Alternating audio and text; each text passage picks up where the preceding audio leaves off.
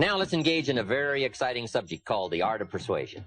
Let me give you some notes to take, because I found there's a great deal of difference between presentation and persuasion. When I first got into sales, I became a pretty good presenter. Show taught me well. I used to hear people say, I've listened to a lot of salesmen, but you've got to be one of the best. I thought, wow, the man has taught me well. Somebody else would say, hey, I've been around, I think I've heard them all, but wow, you've got to be the best. You're one of the greatest salesmen I've ever heard. And I thought, wow, I've learned this stuff pretty quickly. Then one day the awful truth dawned on me. I thought, hey, wait a minute. Something's wrong here. If I'm one of the world's all-time great salesmen, how come they ain't buying? It started to dawn on me that I had an additional skill to learn. I got very good at presentation. I had yet to get good at persuasion. There were two great orators of antiquity. One was Demosthenes. He was a Greek. The other was Cicero. Cicero was a Roman. And they were both great speakers. But it was said of Cicero, when he spoke, everybody said, what a great speech. It was said of Demosthenes, when he spoke, everybody said, let us march. And that's the difference between presentation and persuasion. I'm asking you to learn this additional skill. We call you a good persuader if now the results start to follow. If something starts to happen, if people decide, if they actually do something about your presentation, if they do something about your appeal, if something happens, now we know you have truly become what we call a persuader. So let's talk about the art of persuasion and what all it entails. Let me give it to you. Here's number one. Be a good storyteller. If you're involved in a company that deals in numbers and business and products and volume of business, make sure you translate all the business into stories. Sometimes it's easy to say, we did $10 million in business last month. And then we forget the stories that are involved in that 10 million. So here's what I'm asking you to do. Become story conscious as well as figure conscious. How many stories does $10 million represent? And if you're only interested in the numbers and not the stories, you'll be limited in your future skills of communication. Try to translate activity and business and volume and money and numbers into people's lives and stories and who all is involved in the transactions. Okay? Now here's another key. Become your own best storyteller. Learn to tell your own story. Whether it's identification, logic, solutions. Be a student of your own life. It's so important to go back over your own life. It's good to review at the end of the day your experiences of the day. We call it learning to reflect. One of the keys of making the past more valuable to invest it in the future is learning how to reflect. And let me give you some good times to reflect. One is at the end of the day. Take a few minutes at the end of the day and go back over your day. Who did you see and who did you meet and who did you talk to and what happened? Why did they say what they said and why did you say what you said? We call it running the tapes again. And if you'll take a few minutes at the end of the day and run the tapes of the day again, that day will take a more important place in your equity future. You'll be able to draw from that day. But if you casually go through the day, and then if you casually miss the opportunity to lock that day into your consciousness, sure enough, at some future time when you could have drawn from that experience, it won't be available. Here's how to lock in your past and make it more of an equity. Number two. Take a few hours at the end of the week to go back over a week. A week is a pretty good chunk of time. The sights and the sounds and the colors and the people and the decisions and the mistakes and the errors and the successes. Just go back and review that week and let that week take a more powerful place in your awareness. A half a day at the end of the month. A month is really a good chunk of time. We wouldn't let a company go by without taking a look at least in 30 days. You can't be casual about taking a look. Somebody says, well, let's let the company go a few years and then we'll take a look. Say, no, you can't wait a few years. That would be too late. You could be so far off track. Now, I'm asking you not to let your life go more than about 30 days without taking a serious look at the numbers and what you've done and what you've said and how you've grown and your experiences, so that one more 30-day period takes a stronger place in your life. Take a weekend at the end of the year called Time to Reflect. Why? To make the past more valuable. If you treat it so, experiences can become commodity. currency, coin. Now, why try to make the past more valuable? Here's the simple answer: to invest it in the future. Let me offer you this challenge: to gather up more of your past and invest it in your future. And part of it is studying your own story, because your own story could be so powerful in identifying and offering answers and solutions. No telling what, if you took a little time, you could uncover that you just haven't talked about for a long time. If you were to dig back, no telling what additional stories and experiences you could reawaken, so that when the opportunity came, you could draw from that experience and invest it into that conversation, and no telling who you could touch. And without it, it might be a touch you couldn't make and a reach for which you're too short. Stories, your story, other people's stories. What a great way to illustrate fact and ideas and philosophy is to use the stories of life, because that's the real stuff of life, the stories of life. All right, here's number 2 in the art of persuasion. Accurate facts. Accurate facts. We call it dealing in truth. Accuracy is very important. Here's why. It builds credibility. Credibility starts to weaken if you mess with the facts, the truth, the correct numbers. Now, everybody will give you room for what we call an unintentional error in dealing in facts. Now, see, if my watch says about 7:28, but if you were to ask me what time is it, and I was to say it's 7:30, you would allow me to be a couple of minutes off, right? If I said it was 7:30, but accurately, really, truthfully, it was 7:28, you would give me that error to just quickly say 7:30, right? You would say, you didn't mean to mess up my life, right? By leading me astray with this erroneous information that it was 7:30 when really it was only 7:28. Now, there are times and occasions when you may have to be precise, and it may be a life and death matter, who knows? But in generally speaking, people will give you room for making what we call an unintentional error in stating what we call the truth. But beyond a sort of reasonableness of unintentional error, to what we call in higher circles, unacceptable. Some people deal in exaggeration, and it starts to destroy their credibility. If you're giving testimony in a trial, and you're on the witness stand, if they catch you in one lie, guess what they do with the rest of your testimony? They throw it all away. Why? You have destroyed your credibility. The guy says, well, no, I only lied just that one time. Well, how are we going to believe that? All it takes is one to now weaken your whole testimony, right? So here's part of the key in the art of persuasion. Dealing in truth. Dealing in fact. Here's what we call true sophistication. A total absence of exaggeration. Why? It's unnecessary to the sophisticated. Here's what we call exaggeration. The childish attempt to make up for lack of self-worth. If you don't feel adequate, more often than not you tend to deal in exaggerations, to make up in numbers what you may lack in character, or what you lack in substance, or what you lack in confidence. But if you start building character and confidence and precision of thinking and decision-making, and you have a sense of growing worth and value, you don't mind dealing in absolute truth and accuracy, because that's what counts. Here's the next key. Better understated than overstated. I have a book called Seasons of Life, and it's got my picture in it. And it isn't the best picture. You know, the book came out about 3 years ago. I published it myself. Every once in a while somebody says, Mr. Rohn, this picture of you in this book, Seasons of Life, is not the greatest picture of you. I said, I know, that's why it's in there, so that when I show up, I'll look better than the picture. Right, a lot of people use these glamour Hollywood shots, right? And when they show up in person, they look a little used around the edges, right? I'd rather have people surprised on the upside than surprised on the disappointing side.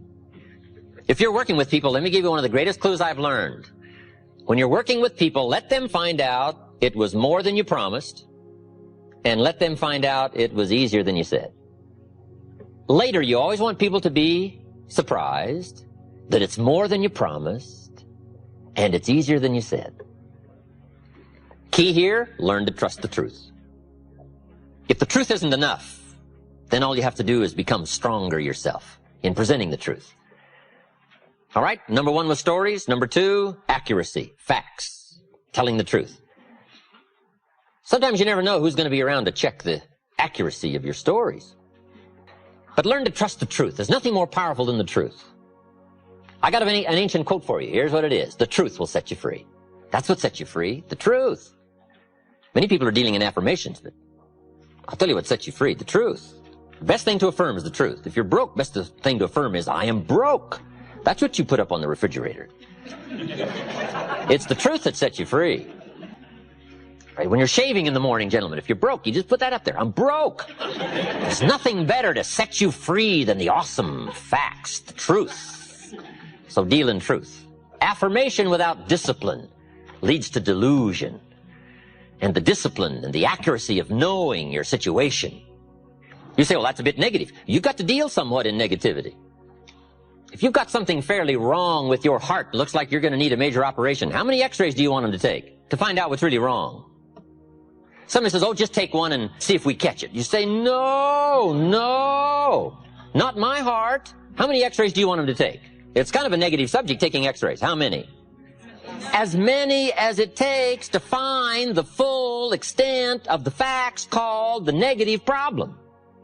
So best to state the truth. Now we can deal with truth. Now we can deal with the problem if we accurately state it and we take an x-ray that shows it in all of its insidiousness. Now we can go after it and we can effect a cure. Now we can start the positive treatment. But at first, you got to know the problem before you can find the answer. So dealing in truth, so important. It sets you free. Next in the list of key things to remember in the Art of Persuasion, I've got down here quotes. You might as well borrow somebody else's good language. If they've said it extremely well and you can use it to illustrate a point, just borrow it. I borrow everything I can borrow. All the stuff Mr. Schoaf taught me, I borrow all that. You know, try my best to give him credit for all the things he shared with me. But borrow. Some people have said it so well, there's no use trying to think up another way to say it. Quotes. It shows you've done your homework. It shows you're passionately interested in your subject. The quotes, the stories. In some other seminars I give, I use a lot of quotes. I'm talking about humans being affected by each other, and I quote the lyrics from a recent song that says, if not for you, the winter would hold no spring, couldn't hear a robin sing, I just wouldn't have a clue, if not for you. Now see, that's so well said, you couldn't improve much on that. So the key is to just borrow all that you can borrow to support your argument, to express your heart, or to express your mind and your feelings. This is part of the art of persuasion, learning to borrow things well said and well constructed. Winston Churchill said, the truth is incontrovertible. Malice may attack it, and ignorance may deride it, but in the end, there it is. See, that's so well said, and it's so precise. And it's so dramatic that you might as well borrow the drama that comes from the language just by exercising the quote. I talk about the brevity of life in one of my other lectures. The Beatles wrote, life is so short. And for John on the streets of New York, it was extra short. But see, those are powerful words. Elton John sings, she lived her life like a candle in the wind. Wow, you can't think of much better lyrics to describe how fragile life is and how brief it is. Right? Those are unique words, and the key is to learn the words and borrow the words and borrow the quotes to support your expressions, your communication, your conversations. Benjamin Disraeli said, nothing can resist a human will that will stake its existence on its purpose. Wow, that's powerful. We call this towering language. We call this climbing the summit of words and sentences and phrases that have incredible meaning, so briefly said and yet so powerfully done. And you might as well borrow the power and borrow the explanation and borrow the effect of somebody else's unique words. Just borrow those and put them into your presentation. You'll see the dramatic difference right away. and think up words of your own that are powerful, but when you need it, reach and borrow somebody who has said it well and offer it for somebody to consider, to touch the heart and touch the soul and mend the problem and get somebody to decide, to try, to move, to change, to grow. Of course, this isn't an easy task. It wasn't meant to be easy. It was meant to be a price, because that's how you appreciate the promise of language, the language that affects the cure, the language that reaches and touches. You've got to go through some of these skills, learn the craft. Now, I've got another word down here you might not have that much use for. It's called oratory. Oratory is a dramatic way of saying something to catch someone's attention, to drive the point home.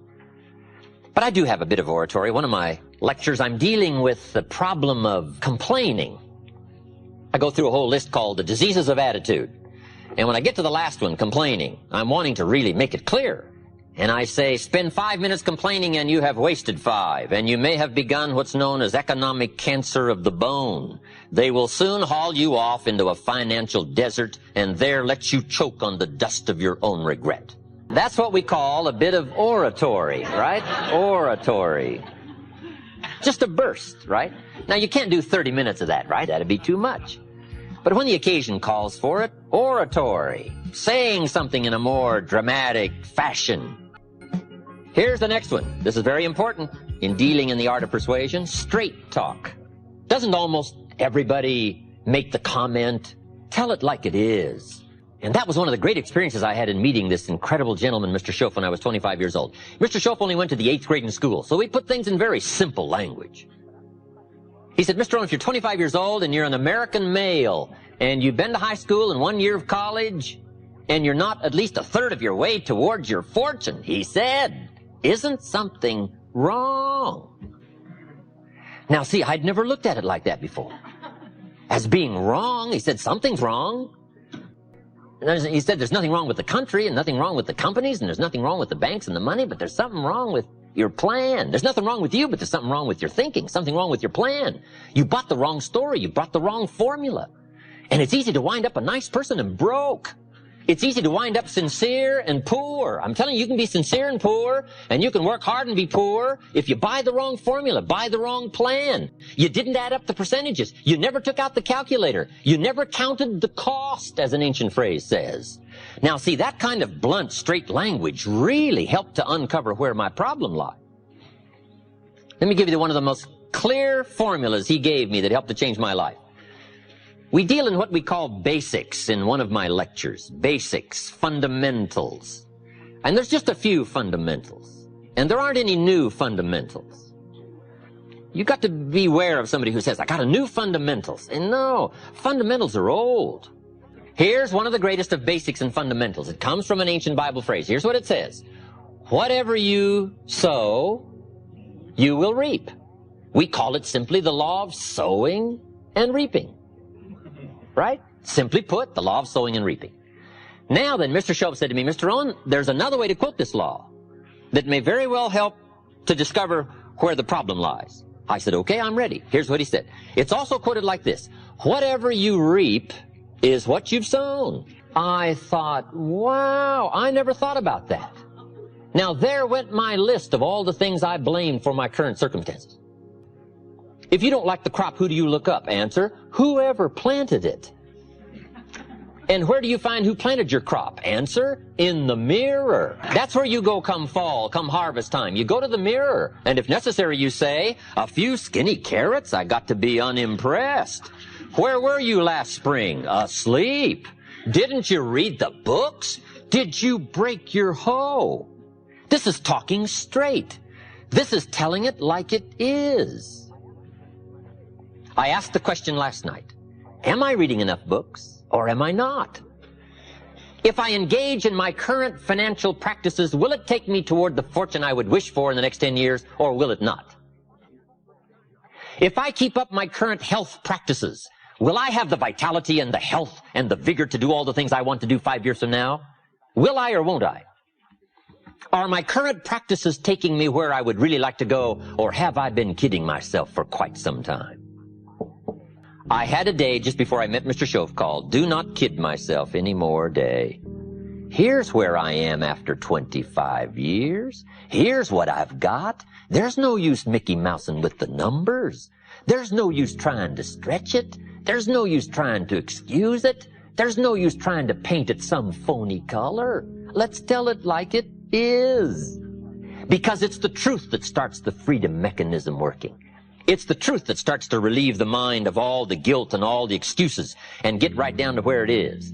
When I finally discovered that the government wasn't my problem and that prices weren't my problem and that it wasn't the company and it wasn't company policy and it wasn't my negative relatives and it wasn't the weather and it wasn't the economy and it wasn't the community, when I finally discovered it was me, we call that trauma. Now, after I had passed through the trauma of discovering that it was me and not all the other things I'd blamed all those years, when I finally went through the trauma, now suddenly it dawned on me, hey, if it's me, I can do something about that right away. And then I started getting excited after my trauma had passed. The only change that is really going to dramatically affect your life is you. Mr. Shoaff said to me, Mr. Rohn, if it isn't going well for you, you don't say, what's wrong out there? You say, what's wrong in here? There's a Black Heritage spiritual that says, it's not my mother nor my father. It's not my brother nor my sister. It's me. What a revelation. But once you find out it's you, that's something you can go to work on this very day. You can start to make a new stretch today. You can start reading some new books today. You can sign up for some new classes today. You can start engaging in constructive thinking today. You can make some life-changing decisions today. See, you don't ever have to be the same again after this evening, only by choice. Now, this is called dealing in straight talk. Next, in the Art of Persuasion, challenge. Challenge. We all respond to a challenge. I don't know a normal human being that doesn't respond to a challenge. From the time we were small, how high can you jump? How fast can you run? How much can you do? Can you win? Right? We all respond to a challenge. So part of the Art of Persuasion is challenge. Here's one of the greatest challenges Mr. Shoaff gave me. He said, let's go do it. That's the great challenge. Not you go do it, let's go do it. Boy, it's easy to say you go do it. You go change your life, you go be successful, you go make the decisions. But how much better if somebody comes along and says, let's go do it. Let's read the extra books, let's make the decisions, let's pour it on. For the next 6 months, let's go full speed 110% and see what comes of that. Boy, what an inspiring thing when somebody says, let's go do it. That's the greatest of challenge. Let's. But life is a challenge. What else is new? It is so important to articulate the challenge, the press, the push, because the push is on. But that's what life is all about, accepting the challenge, driving the roots deep, becoming as strong as possible, accepting everything that comes and making it into what you wish to make it, attempting your best, trying your hardest, thinking well, reading well, living well, struggling with it all. That's called the challenge. But that's what makes life worthwhile. That's where the value is. The struggle for high ideals to make something unique out of your life. I don't know how better to put it. That's it, the challenge. Now, here's the last part in the Art of Persuasion. The word is passion. Passion is the emotion. Unique thing about emotions. Emotions is what gives us the drive. Emotions is the spirit. Emotions is the life. It isn't just knowledge that makes you wealthy. It's knowledge mixed with feelings and attitudes and emotions. The surge of feelings and emotions. But here's the key. Our emotions need to be educated. We've got to send emotions to school. We call civilization the intelligent management of human emotions. You've got to have the drive. Without the power, you don't get anywhere. But now we've got to have the power well educated and well directed. But that's what it takes in the final art of persuasion, putting yourself into the picture. Passion, emotion, beliefs, convictions. If you can learn to articulate those well, if you'll learn to let that flow, not just from the surface, but from down deep, from a lifetime of experience, if you'll draw from all of those feelings and commitments and awareness, even with some misgivings, even with not knowing it all, even with a sense of humility, but it's that flow of emotion that finally now seals the point in the final art of persuasion, when people have picked up the essence that you really believe and are committed to what you've been talking about, and that's why you laid it on the line. That's why you borrowed every quote you could borrow. That's why you said it as well as you could say it. That's why you told every story you could. That's why you used yourself front and center. It's because you so passionately believe in the moment and what you're trying to accomplish in the way of decision-making in touching somebody else's life. Now, how good can you get at all of this, the art of persuasion? Probably one of the best illustrations I can give you is an ancient Bible story. I'm an amateur on the Bible, but there's some neat stories. One is so dramatically told, it bears repeating. It says, King Agrippa was advised one day that he had a famous man in his prison. And they came and said, "Oh, Agrippa, we have got the man you've been wanting for a long time. We've got him locked up in your dungeon." And King Agrippa knew who the man was. He was the great leader of the early Christians, formerly known as Saul from Tarsus, now known as Paul, apostle, leader of the early Christians. And Agrippa has been brought this incredible news that this man is in his dungeon. I'm sure Agrippa said, "You don't mean the man himself." They said, "O king, we have got the man." Agrippa evidently had studied this whole Christian movement and had watched it grow. And evidently he knew a lot about the man. And he said, "Bring him to me. I got to see the man in person." So they hauled him out of the dungeon and stood this man in front of the king. And the king took one look at Paul and said, "Paul, I've heard all about you. Unfortunately, you find yourself in my dungeon. But what is going on here? What is this Christian movement? Why are all these people willing to give their lives for this incredible cause and willing to sacrifice? It's growing like a prairie fire, spreading like wildfire." He said, "What's going on here? What is happening? What is this Christian thing? What about you?" And Agrippa said, "Tell me your story." He shouldn't have asked. Right? One more time, with eloquence to spare. And if you're a good reader of drama and stories, this is one of the most important ones to read in all of literature and history. He gave the greatest example of somebody who knew how to use the language to tell his story. And he went through and told his story. He said, "I used to hate the Christians. I was known as Saul from Tarsus.